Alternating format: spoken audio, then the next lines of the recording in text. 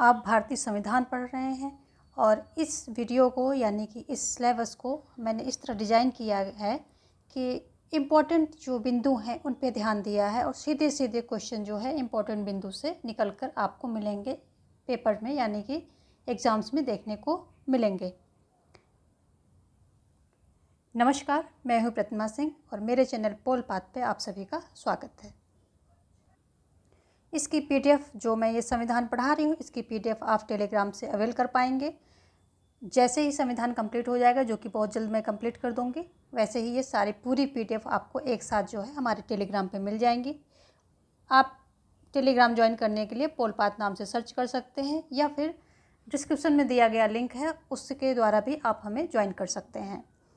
इसके अलावा मैं आपको बताना चाहूँगी कि डिस्क्रिप्शन में प्लेलिस्ट लगी है, course videos, daily practice videos, marathon list, NCERT की प्रैक्टिस, एनटीआरसी चैप्टर की एनालिसिस, बहुत सारी लिस्ट वहाँ पर लगी हुई हैं। एमपी सेट जाकर के वहाँ पर आप सारे वीडियोस को अवेल कीजिए, वेरी वेरी बेनिफिशियल हैं, आपको बहुत फ़ायदा मिलेगा, आप उनको एक्सप्लोर कीजिए। आइए अब हम भारतीय संविधान पढ़ेंगे। तो हमने जो है वेबल योजना तक पढ़ लिया था और जो उसके बाद योजना आती है वो है कैबिनेट मिशन। ये कब आती है? ये 24 मार्च 1946 में भारत पहुंचती है। 1946 को ये योजना भारत आती है और इसमें जो है टोटल 3 सदस्य होते हैं। क्वेश्चन जो है बार बार एग्जाम में आता है, Lord Pethick Lawrence, sir Stafford Cripps and A V Alexander, ये जो है इसके सदस्य होते हैं। अध्यक्ष कौन? जो लॉर्ड पैथिक लॉरेंस होते हैं, ये इसके अध्यक्ष होते हैं। इसका कैबिनेट मिशन इसका नाम क्यों पड़ा? क्योंकि इसमें जो ये तीनों हैं सदस्य, ये ब्रिटिश कैबिनेट के मंत्री होते हैं। तो ये ब्रिटिश कैबिनेट के मंत्री होते हैं जो कि ये भारत में आते हैं संविधान निर्माण की योजना को लेकर के और अंतरिम सरकार का गठन करने के लिए। इसी को कैबिनेट मिशन बोला गया क्योंकि ये कैबिनेट मंत्री होते हैं कहाँ के? ब्रिटेन के, इसलिए इसे कैबिनेट मिशन बोला गया। ठीक है। अच्छा, इस कैबिनेट मिशन का कार्य क्या होता है? तो इसके कार्य की यदि हम बात करें तो अंतरिम सरकार का गठन करना इसका कार्य होता है। और क्या होता है कि और इसी अंतरिम सरकार के तहत भारतीय संविधान सभा का भी गठन करना इसका कार्य होता है। यानी कि ये दो मेन उद्देश्यों को लेकर के भारत आती है ये योजना। और कैबिनेट मिशन योजना के तहत ही 1946 में कितने 296 सीट के लिए आम चुनाव कराए गए थे। तो यदि क्वेश्चन आता है कि किस योजना के तहत संविधान सभा का निर्माण हुआ, अंतरिम सरकार का गठन हुआ, तो कैबिनेट मिशन योजना ही होगी। और यदि वो पूछा जाता है कि कितने सीटों के लिए जो है आम चुनाव हुए, तो 296 सीट के लिए आम चुनाव हुए थे।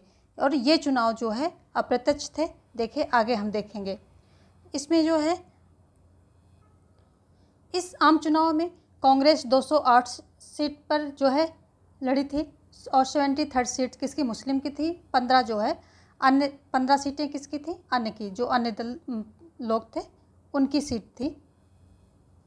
जब चुनाव समाप्त हो गया तो नेहरू के नेतृत्व में अंतरिम सरकार का गठन हुआ। क्वेश्चन बार बार आता है कि अंतरिम सरकार का गठन कब हुआ? तो 2 सितंबर 1946 को हुआ। कब हुआ? 2 सितंबर 1946 में अंतरिम सरकार का गठन होता है, नेहरू के नेतृत्व में होता है। और इसमें जो मंत्रिमंडल बनती है उसके जो मेन सदस्य हैं उनको हम देख लेंगे। मंत्रिमंडल, इसमें अध्यक्ष, उपाध्यक्ष जितने भी हैं पद और मंत्री पद, इनको हम देखेंगे। कब देखेंगे? जब ये चुनाव होता है 1946 में और स्वतंत्रता के बाद।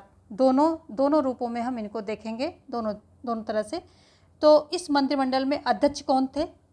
जो स्वतंत्रता के पहले यानी कि जब ये संविधान सभा का गठन होता है उस समय कौन थे?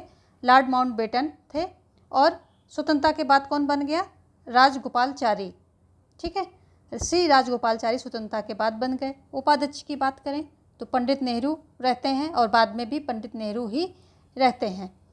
विदेश मामले और राष्ट्रमंडल की अगर हम बात करें तो पंडित नेहरू स्वतंत्रता के बाद भी रहते हैं और जब संविधान सभा का गठन होता है तब भी यही रहते हैं। ठीक है।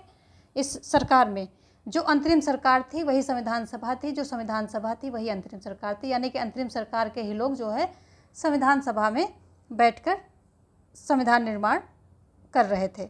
ठीक है, आगे देखेंगे। गृह सूचना एवं प्रशासन मंत्री कौन थे? वल्लभ भाई पटेल थे। और बाद में भी जो है गृह मंत्री, सूचना मंत्री एवं प्रसारण, गृह मंत्री और सूचना एवं प्रसारण मंत्री कौन ही? पटेल ही थे। ठीक है, उद्योग तथा आपूर्ति मंत्रालय किसके पास था? जान मथाई के पास था स्वतंत्रता से पहले, और स्वतंत्रता के बाद किसके पास गया? श्यामा प्रसाद मुखर्जी के पास। रक्षा मंत्री स्वतंत्रता के पहले सरदार बलदेव सिंह थे और बाद में भी सरदार बलदेव सिंह ही रहे। खाद्य एवं कृषि मंत्री की बात करें तो डॉक्टर राजेंद्र प्रसाद पहले भी थे और बाद में भी थे। रेलवे मंत्री की बात करें तो आसफ अली पहले थे स्वतंत्रता के बाद जान मथाई बन गए। ठीक है, श्रम मंत्री की बात करें तो बाबू जगजीवन राम पहले भी थे और बाद में भी थे। वित्त मंत्री की बात करें तो लियाकत अली पहले थे और आर.के. चेट्टी जो है बाद में आ गए। विधि मंत्री की बात करें तो जोगेंद्र नाथ मंडल पहले थे, अंबेडकर जो है बाद में आ गए। ठीक है, आ गए और 1951 में इन्होंने जो है इस्तीफा, अपना त्यागपत्र भी दे दिया था, क्योंकि जो हिंदू बिल आया था, हिंदू कोड बिल जो इनके द्वारा लाया गया था उसे स्वीकृत नहीं मिली थी, तो इन्होंने जो है त्यागपत्र दे दिया था। कोड बिल में क्या था कि महिलाओं को पिता की संपत्ति में बराबर का हक था, महिलाओं को तलाक लेने का अधिकार था, ये सारी चीज़ें जो हैं उसमें, और जो जेंट्स यानी कि जो आदमी थे यानी कि जो जेंट्स थे उनको एक से ज़्यादा विवाह करने पर रोक लगाई थी, ये सारी बातें थी। तो ये पास नहीं हुआ, इसलिए इन्होंने त्यागपत्र दे दिया था। तो 1951 में ये त्यागपत्र दिया था। बहुत इंपॉर्टेंट फैक्ट है, ये भी आप ध्यान रखेंगे। ठीक है, स्वास्थ्य मंत्री कौन थे? गजानफर अली खां थे और बाद में राजकुमारी अमृता कौर बनी थी स्वास्थ्य मंत्री। ये राजकुमारी अमृता कौर, ये इंपॉर्टेंट है, बार बार एग्जाम में पूछा जाता है। ठीक है, अब देखेंगे जो संविधान सभा होती इसका चुनाव अप्रत्यक्ष होता है, यानी कि अप्रत्यक्ष का मतलब क्या होता है कि जनता जो है प्रतिनिधियों को चुनती है अपने, और प्रतिनिधि जिसको चुनते हैं, प्रतिनिधि के द्वारा जो लोग चुने जाते हैं या जो सभा चुनी जाती है, जो समूह चुना जाता है, उसे बोलते हैं कि अप्रत्यक्ष चुनाव के द्वारा ये सब चुने गए हैं। तो अप्रत्यक्ष चुनाव के द्वारा संविधान सभा भी चुनी गई थी, उसका प्रत्यक्ष चुनाव जो है नहीं हुआ था। ठीक है, संविधान सभा में कितने 389 सदस्य थे। संविधान सभा में कुल 389 सदस्य थे, और जब भारत विभाजन हो जाता है तो ये सदस्य संख्या जो है घट जाती है। अच्छा, 389 में सदस्य 292 सदस्य कहाँ से थे? ये ब्रिटिश प्रांत से थे, और 93 कहाँ से थे? देसी रियासत से थे, और 4 सदस्य जो कहाँ से थे? कमिश्नरी क्षेत्र थे।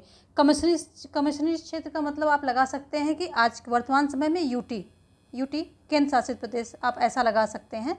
तो ये 4 सदस्य जो थे ये कमिश्नरी क्षेत्र से आए थे। ये 4 क्षेत्र थे कौन? एक तो कुर्ग था, दूसरा अजमेर था, तीसरा दिल्ली था और चौथा बलूचिस्तान था। तो ये सब भी आप ध्यान रखेंगे। ये सभी जो हैं क्वेश्चन सीधे सीधे जो है एग्ज़ाम्स में देखने को मिलते हैं। चलिए देखेंगे हम आगे। इसमें संविधान सभा में जो सामान्य सदस्य थे 215 थे, मुस्लिम कितने थे? 29 थे, सिख 4 थे और SC 26 थे, ST 36 थे। ये इनकी संख्या थी।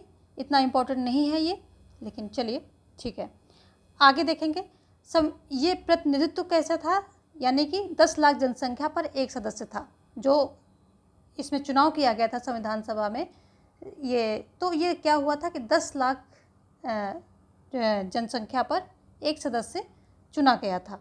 तो ये इसका प्रतिनिधित्व था, यानी कि रेशियो था कि 10 लाख जनसंख्या पर एक सदस्य चुना जाएगा, ये जो है रेशियो था। जी ऑस्टिन ने क्या कहा कि संविधान सभा कांग्रेस थी और कांग्रेस ही भारत था। तो ये जी ऑस्टिन का फेमस संबंध है कि संविधान सभा कांग्रेस थी और कांग्रेस ही भारत था। कहने का अर्थ है कि संविधान सभा में इतनी विविधता थी, इतना ज़्यादा पूरे इंडिया के हर तबके को, हर समूह को, हर कास्ट को वो समेटे हुए था। तो क्या था, संविधान सभा जो है कांग्रेस थी, यानी कि संविधान सभा में कांग्रेस ही थी वहाँ सबसे ज़्यादा, क्योंकि कितनी सीटें अभी हमने देखी कि 208 सीटों पर जो है कांग्रेस बैठी हुई थी। तो संविधान सभा क्या थी? कांग्रेस थी, और कांग्रेस ही भारत था, यानी कि कांग्रेस में भारत के सभी पक्षों को, सभी तबकों, समूहों को जो कांग्रेस रिप्रेजेंट करते थे। तो संविधान सभा कांग्रेस थी, कांग्रेस ही भारत था। ये बात जी ऑस्टिन ने कही थी, जो कि बिल्कुल सच थी। अंबेडकर का निर्वाचन की बात कर लेते हैं। तो संविधान सभा के गठन के समय पूर्वी बंगाल से इनका निर्वाचन हुआ था। ठीक है, स्वतंत्रता के बाद पूना सीट से ये निर्वाचित किए गए थे, जो कि बम्बई प्रेसिडेंसी के अंदर आता था। ठीक है, आगे देखेंगे। 31 अगस्त 1947 को सभा पुनः गठित की गई थी और इसमें 299 सदस्य थे। इम्पॉर्टेंट है, जो चीज़ें बहुत ज़्यादा इम्पॉर्टेंट है वो मैं बताती जा रही हूँ। तो ये बहुत ज़्यादा इम्पॉर्टेंट है और इसमें जो है ये क्वेश्चन बार बार देखने को मिलता है। संविधान सभा की बैठकों की बात करें तो ये भी बहुत इम्पॉर्टेंट है, मैं बता रही हूँ। और इसमें ज़्यादातर चीज़ें इम्पॉर्टेंट क्योंकि यहाँ से परीक्षा में क्वेश्चन देखने को मिलते हैं। तो संविधान सभा की बैठकों की बात करें तो प्रथम अधिवेशन इसका 9 दिसंबर 1946 में होता है। इस अधिवेशन के अंदर जो मेन चीज़ें होती हैं वो क्या होती हैं वो हम देख लेते हैं। इसमें 2 चीज़ें मेन होती हैं। पहला होता है डॉक्टर सच्चिदानंद को अस्थायी सदस्य चुना जाता है इसमें, और फिर दूसरा क्या होता है कि मुस्लिम लीग ने इस प्रथम बैठक का बहिष्कार कर दिया था, यानी कि उसने जो है इसमें भाग नहीं लिया था। तो कितने, जो 208 सदस्यों ने ही इसमें भाग लिया था इस प्रथम बैठक में। ठीक है, द्वितीय में देखें अगर क्या मेन बातें हुई थी तो इसमें जो है 3 मुख्य बिंदु हैं। कौन कौन से मुख्य बिंदु हैं? पहला है कि राजेंद्र प्रसाद जो है स्थायी सदस्य चुन लिए जाते हैं, यानी कि सच्चिदानंद अस्थायी सदस्य चुने जाते हैं 9 दिसंबर को, और फिर उसके 2 दिन बाद 11 दिसंबर को राजेंद्र प्रसाद स्थायी सदस्य चुन लिए जाते हैं। सेकेंड बिंदु क्या है इसका? सेकेंड बिंदु है कि एम.एन. रॉय जो है संवैधानिक सलाहकार, संविधान सभा के संवैधानिक सलाहकार के रूप में चुने जाते हैं। ठीक है, तीसरा बिंदु क्या है? तीसरा बिंदु है कि इसमें 2 उपाध्यक्ष चुने जाते हैं। कौन कौन है ये उपाध्यक्ष? एक तो टी.टी. कृष्णामाचारी होते हैं, टी.टी. कृष्णामाचारी होते हैं। दूसरे कौन से होते हैं? एस.सी. मुखर्जी। ठीक है, एस.सी. मुखर्जी 2 सदस्य उपाध्यक्ष के रूप में चुने जाते हैं।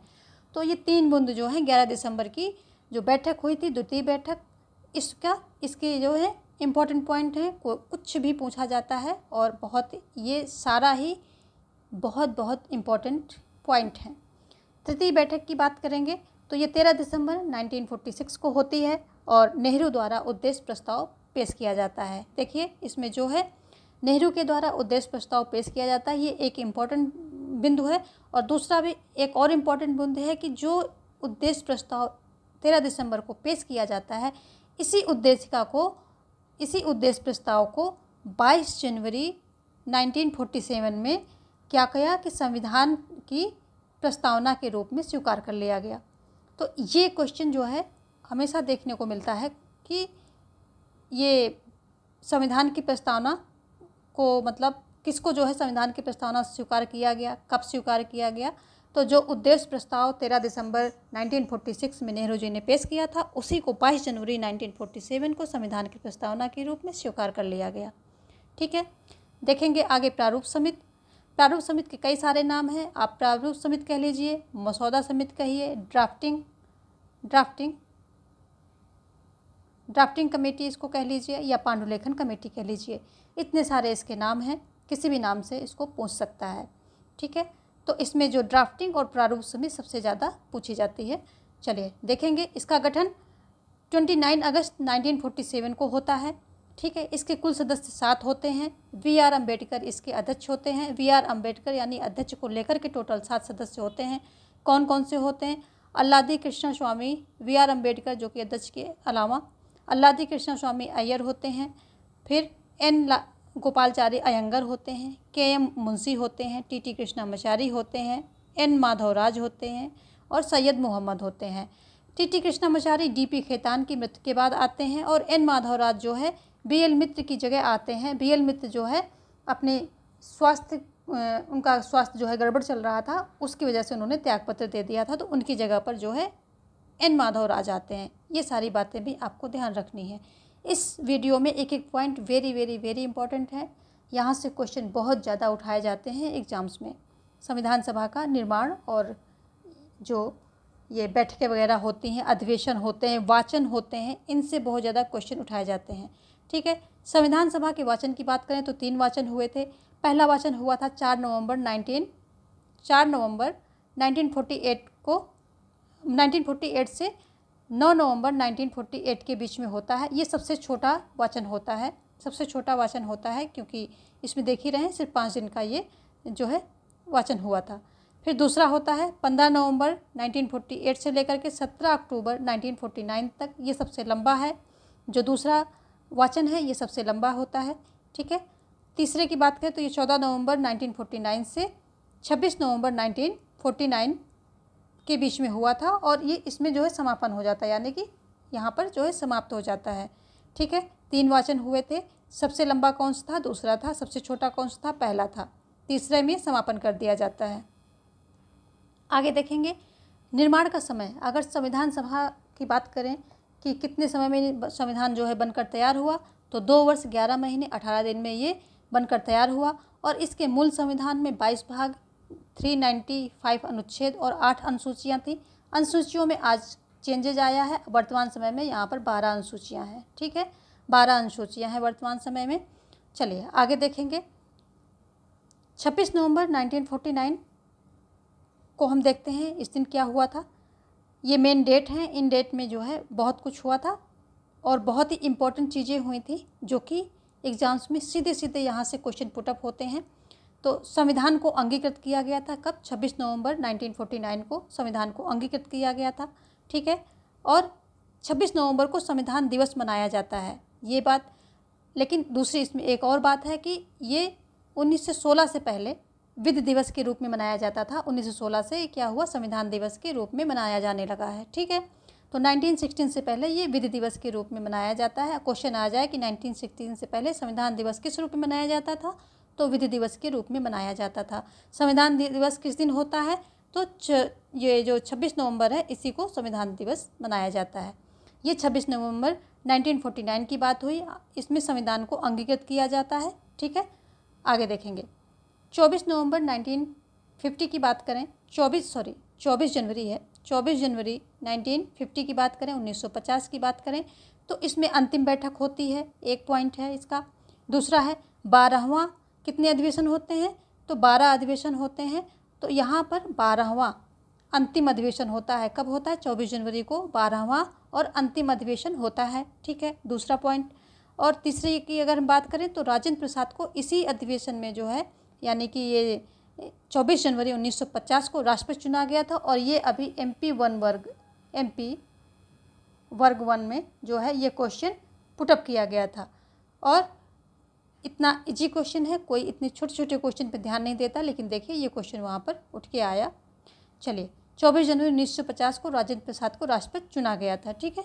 आगे देखेंगे इस डेट में और क्या इंपॉर्टेंट चीज़ें होती हैं। इसमें 284 सदस्यों ने हस्ताक्षर किए थे। पूछता है साफ साफ पेपर में कि किस दिन सदस्यों ने हस्ताक्षर किए, तो 24 जनवरी। 24 जनवरी बहुत ही इंपॉर्टेंट डेट है। 1950, 24 जनवरी 1950। तो 284 सदस्यों ने 24 जनवरी 1950 को संविधान पर अपने हस्ताक्षर किए, ठीक है। इसी दिन जो है राष्ट्रगीत वंदे मातरम गाया जाता है, और ये बंकिम चंद्र चटर्जी के द्वारा लिखा जाता है। आनंद मठ से लिया गया ये जो वंदे मातरम है, इसी दिन राष्ट्रगीत के रूप में अपनाया जाता है। और ये बंकिम चंद्र चटर्जी जो हैं, इनके द्वारा लिखा गया है।